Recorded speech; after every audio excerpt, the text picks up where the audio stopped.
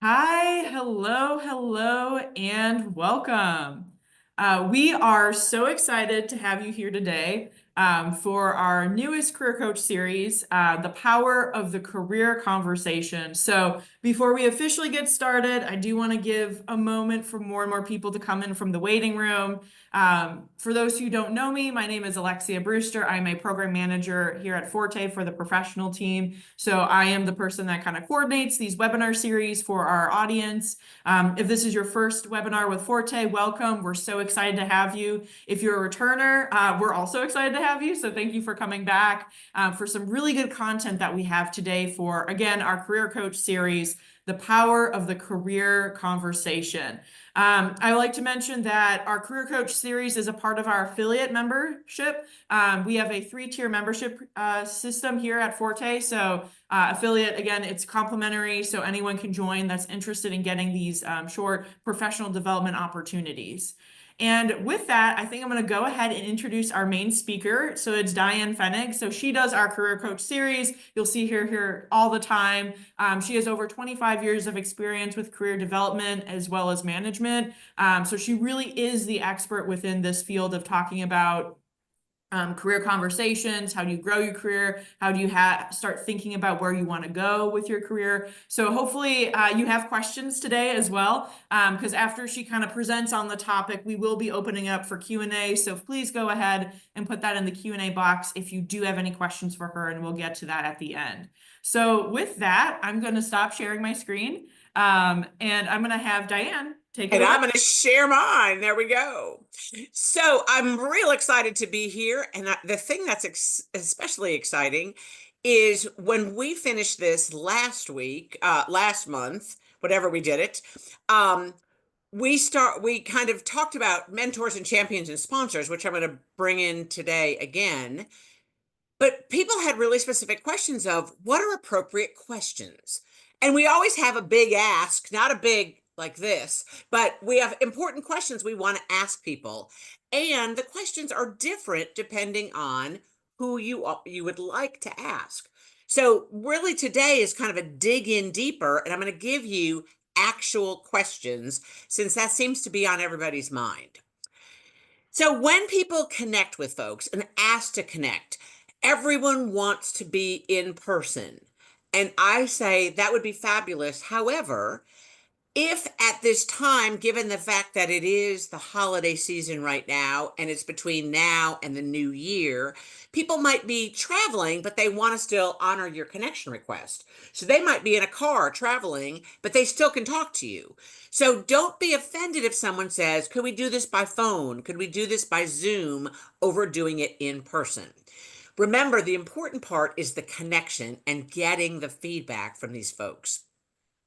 Don't do it in a drive-by in an office. Set a meeting because you want people to understand that you've got an agenda and you have really specific questions you'd like to ask them. So this, do you have a minute, does not work for this. Do your homework, really do your homework about who you have in front of you, what's their background, and make sure you're asking appropriate questions to them. And remember some of your history with that person as you do your homework, because that's really, really important. And one of the things I just remind people is how do we stay curious when we're in the process of doing this? I like when people take notes when I'm with them in person because, again, they've got their notes and they're taking notes. I know they're taking this conversation very seriously. And even if you're on the phone with someone or on a Zoom with someone, you might say, I'm jotting a few things down here because I don't want to forget. Again, things like that really show me and tell me that the person on the other end of the line is serious about this conversation. So continue to be curious and continue to be curious when people give you feedback that's hard to hear. And sometimes people, and some of the questions I've asked, will give you some tough feedback. Be ready to hear it. So, mentors, quick update of who a mentor is. Mentors, boots on the ground, someone who has championed you in your current role. Chances are they work on your team, they're one of your managers. They are there and usually in a direct reporting line or were assigned to you to help you. So mentors are not the only kinds of people you want to talk to and the only kinds of people behind your career, but really an important place to start. A mentor, because they know your work so deeply, they're very appropriate to say, where do you perceive are my gaps? Because maybe as a mentor, they sent you to an Excel boot camp that you didn't think you needed. But because they perceived that you weren't as good as at Excel as you could be. So again, help them to tell you, what do you perceive are my gaps? What would make me a stronger team player within our group? Who are some other leaders and peers you suggest I connect with? Because they're going to know these people because they're right there with you. Am I missing any cross training opportunities? And so people are like, oh, I don't want to do that. I don't need to know somebody else's job. The thing is you become more valuable to an organization when you are cross trained and you can help do triage for another group. And the final one I put here is, what advice do I need to hear? And maybe as a mentor, they've given you some advice and you really heeded it. When you come back and say, what advice do I need to hear? I might come back and say, Alexia, we had a very similar conversation about 6 months ago, and I suggested some things, and I don't know that you took advantage of any of those. So when people offer this, I need you to know that it's important that you do follow up. Now, that's hard to hear, but you need to hear that. What advice do I need to hear? Always thank people for their insights. And important, sometimes when you're getting so much information, you almost need to follow back and circle back with this group after they've given you this feedback. And you might come back and say, oh my gosh, Alexia comes back to me and says, oh, Diane, I never followed up, but I did do all the things that you requested. I did follow up with some of those folks. Unfortunately, they some of those introductions didn't go anywhere. And I'm sorry, I didn't follow back up with you to foster a second connection. Because again, it's important that you help your mentors know what you've been doing. But asking people what they perceive are your gaps, again, sometimes that's hard to hear. How do you follow back and say, here's what I want to do about that? Here's what I want to do with that information. So there's some particular questions to ask of your mentors. Then we go to champions. And I always say champions are the people that are clapping as you're running the marathon. They're along the side of the road. They're there supporting you. They're bringing you a water, but they're not sticking their neck out too much. We need champions. Don't get me wrong. They're still very important, even though their job and their role is a little bit different. Maybe a champion shows up to a workshop you're leading because you're really interested in staff development and you're doing a staff development, and all of a sudden you see a champion of yours in the back. So that person, again, they're there supporting you, but they're not a direct mentor, and chances are they're not a sponsor of you. So again, just an important, often a peer, but important support to show across the organization. Thank a champion for their inclusion and their support. Help them know what your stretch goals are for where you want to see yourself going next. Because sometimes they might not know this and they might not see this from the work that you've been doing. So, how do you help them know, here's some things I want to be able to do in my next year? Asking this person who's a champion, what advice might you offer? Again, back to what advice do I need to hear? Because again, as they're your peer, maybe they're realizing you haven't heeded some of the advice they know you've been offered. So again, opening that conversation and having that conversation and helping them know what you've done and what you haven't done, because this might be a place where they can help you even more. Asking them, are they willing to share their perceptions? And then giving them some time, because often when you're asking these questions, they might not have the direct answers right now. And so maybe it is after the first of the year, can we find a time to reconnect and kind of review this again? I want to give you, these are the things I'm thinking about. Can we find a time to have a follow up conversation? Some people are offended when people say, I appreciate you wanting to do these career conversations. Help me know what your questions are in advance. Some get offended by that, going, okay, wait a second. That's where's the conversation if they give the questions ahead?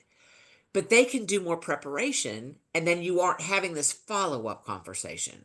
So either way, you're going to do follow-up if you have that, give them the preview of the questions, or if you follow up with them later.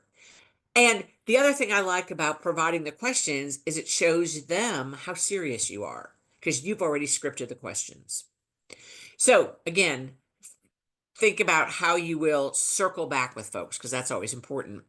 Then the sponsors of your organization. These are the people that will speak your name in a room where you are not.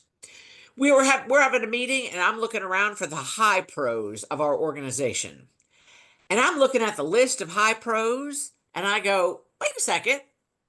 Well, where's Alexia's name? She belongs on this high pro list. Why is her name not here? Why is she not here? And then I'm looking at some of the other high pros and I said, wait a second. This person's left already. So is this person. So is this person. Our top three people on this list aren't even here anymore. We've missed this. So sponsors are the people who are saying, who takes on that next stretch assignment? Who takes on that next role?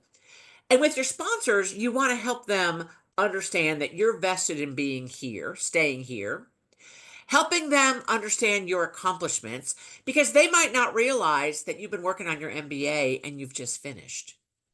They wouldn't have a reason to know that necessarily. But you can say, I got some feedback early on that it was really important for me to do my MBA. And so I did.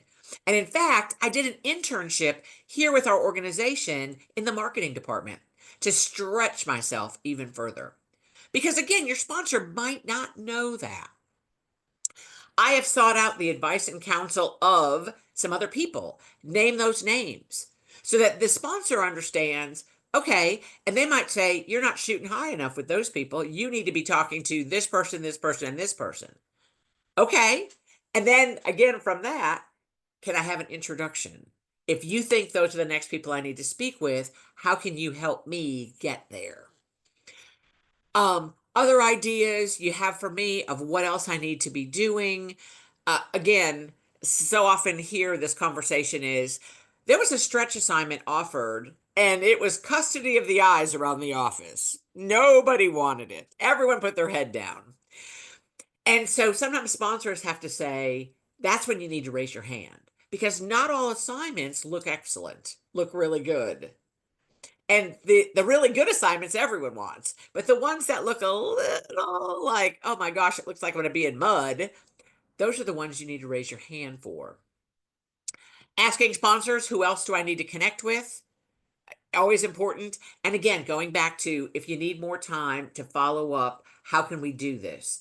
And your follow-up conversation can look very different than this first meeting, but it's still a meeting because you want to show them how serious you are about asking these questions.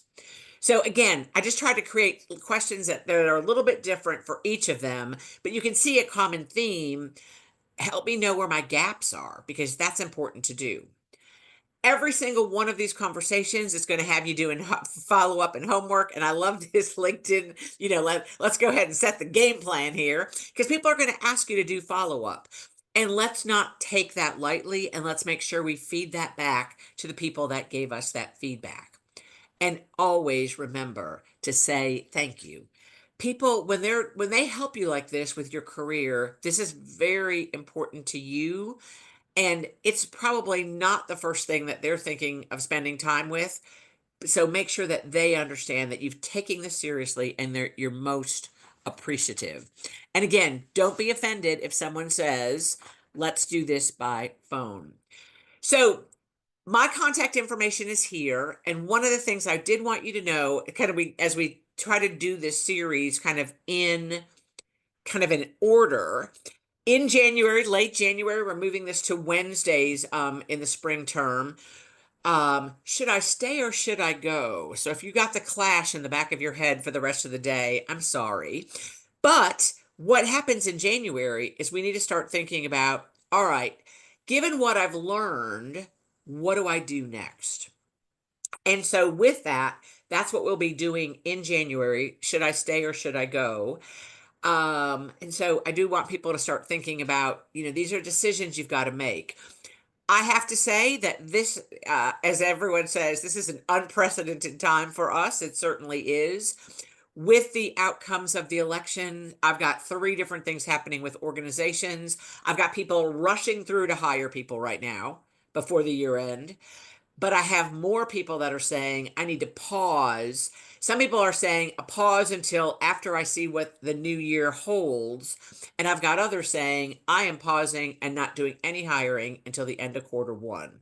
So just FYI, that's what I'm hearing. There's not one answer, but I'm hearing more pauses than rush.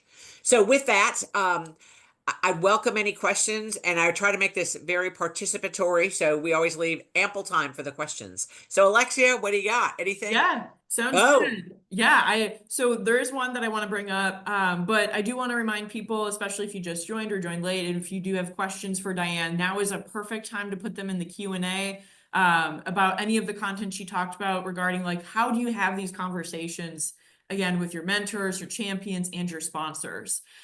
So one of the questions that came in, and I think this is kind of it's a lot of the nuances of figuring out your network and naming them. So it's an individual who's been working with someone that they see as a mentor. So when you go through the checklist of they do this, this, and this is a mentor.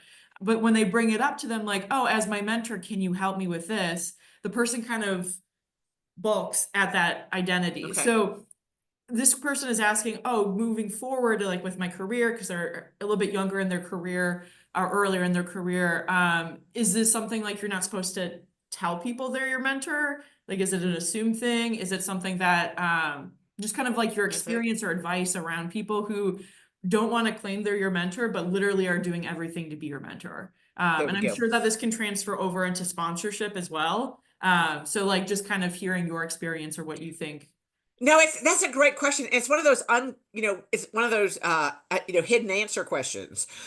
Because oftentimes people are like, I really don't want you to know how much I'm pushing behind you to make sure that you're seen in this organization, because then it looks like favoritism. So Mhm. sometimes that's why people go, oh no. Um, others, I wish people wouldn't feel that way about mentoring, because we need more of this. It is such a good way to get feedback where we can sit down one on one over a cup of coffee and I can say, here's what I've got to tell you.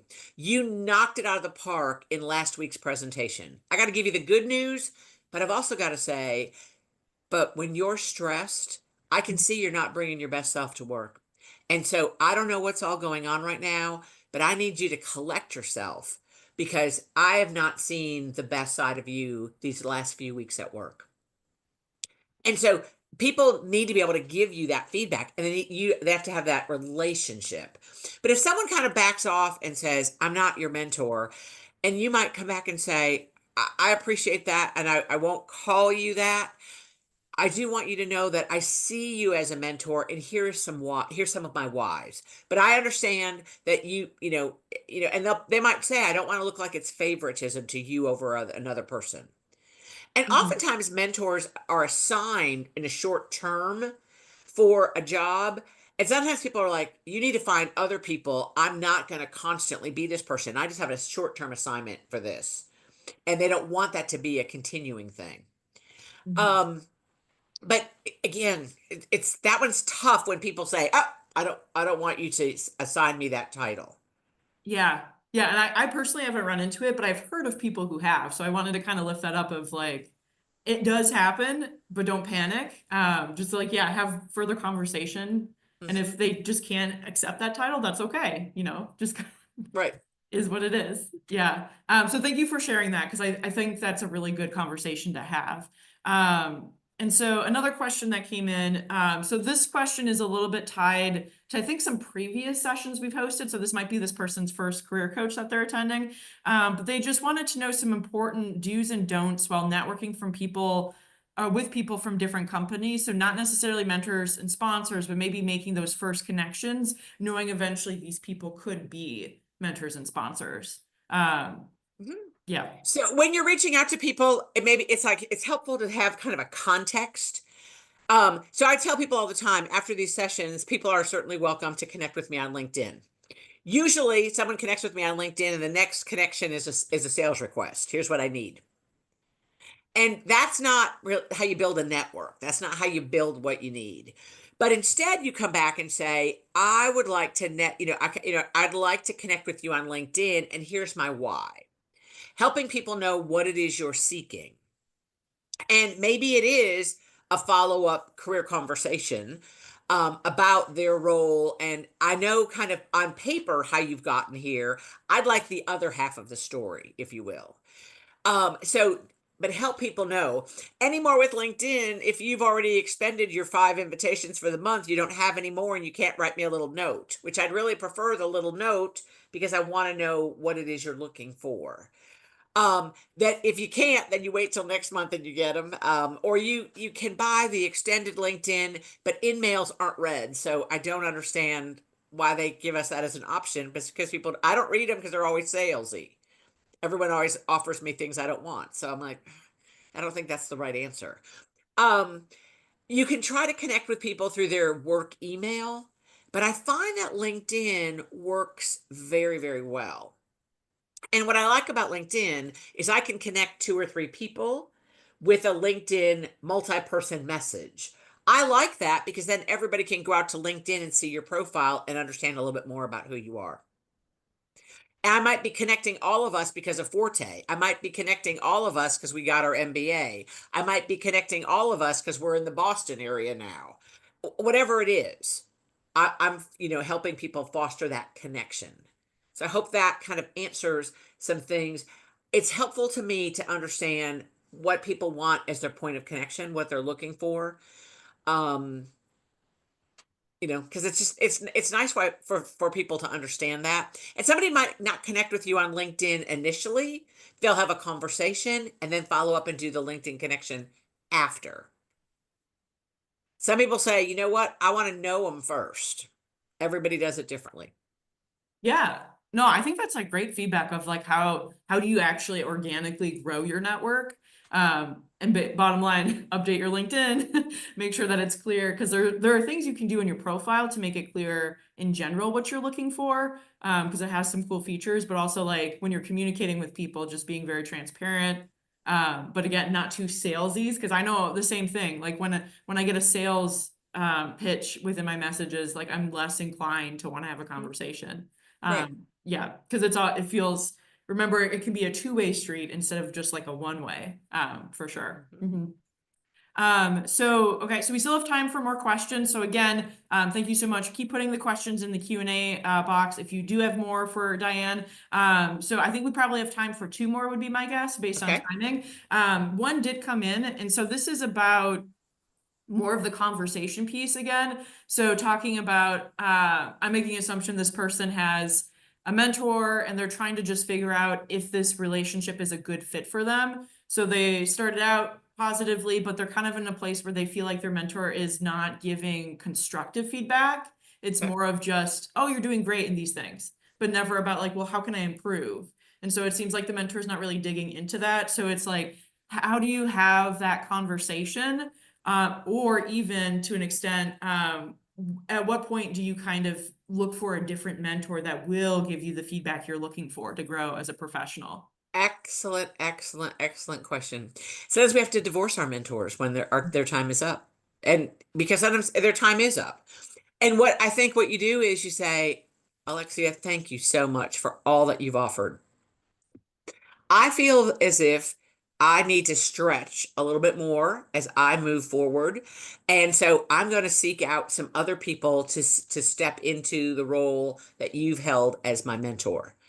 And you might say, give me some suggestions, because if you've really been good to me, but it's all I'm getting now is positive feedback and not really the critique that I know I need to move forward. Ask, I think you're a great place for me to start with. Where else do I need to go? And because what they're not talking about is where the gaps are. Help me know who can fill in some of those gaps and make those suggestions. And it's okay, because sometimes mentors have too much on their plate to do it well. So they say, I'm stepping aside. I just think it's important to figure out when it's time to move forward or move on.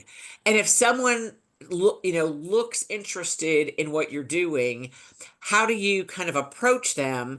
But it's also, sometimes it's really weird, like the first time I meet someone going, will you be my mentor? I'm like, hold on, I don't know enough of your story to answer that question yet. And so I usually push back saying, what are you looking for? And because sometimes outside of an organization, I can't be as good for that. But sometimes when people are saying, but where could I take this opportunity? I'm better served for that over what you need to do specifically in your organization, because I don't know your organization like you do and like the people that work there. Sometimes, that where I would give advice, it's hard for me to give advice within a certain organization because I don't know it. I might know pockets of it, but I don't know the whole organization and the culture of how that fits. So it sometimes weirds people out with like, will you be my mentor? But it's like, if you have a conversation and then you follow back up with me and tell me, here's some things I've done, then I'm going to say, all right, that person's serious. And I'm going to work as hard as you work, um, when it comes to your career.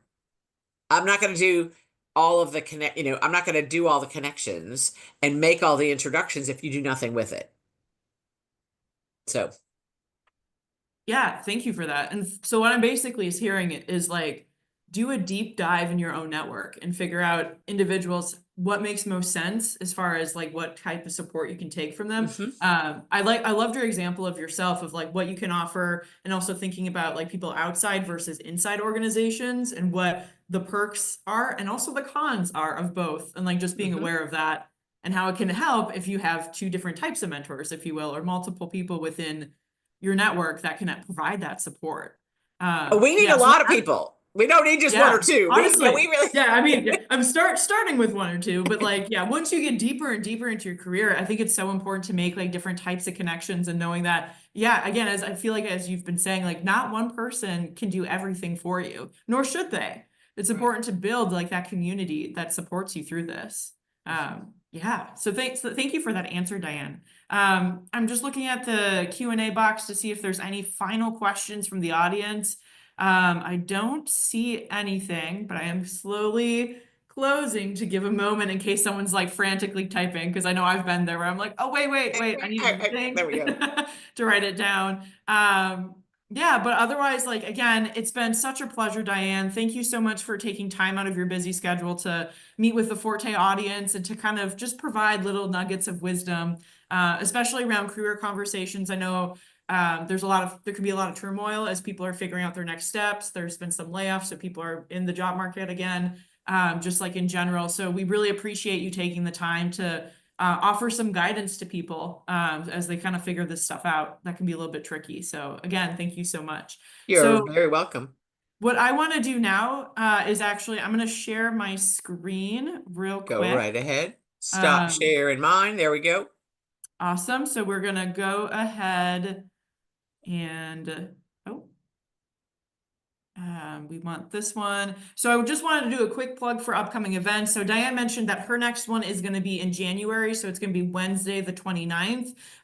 We just confirmed all of that. So it's not on the website yet, but it will be posted soon. So you can register. So just kind of keep your eyes out for that. But as far as the end of the month or the year, really, this is our last final webinar that we have for Business Essentials. So we have a future of business with AI, a first look for professionals. So it's in partnership with Wow. Pepperdine University in California. So we actually have a panel of experts in a variety of different ways that are going to kind of lead this discussion about AI and what's happening with it and what we're seeing. So a lot of really cool stuff to come for that. So if you're interested, you can register today. It's next week, December 12th from 1 to 1:45 p.m. So I just kind of wanted to give a little plug for that. But other than that, that's pretty much all we have here at Forte. So again, thank you all for taking time out of your busy schedule to be here with us and to ask the questions that you have and learn something new, hopefully, about this topic about career conversation. So with that, again, wish you a great rest of the day, and we hope to see you soon at another webinar series here at Forte. Enjoy the holidays. Thank you.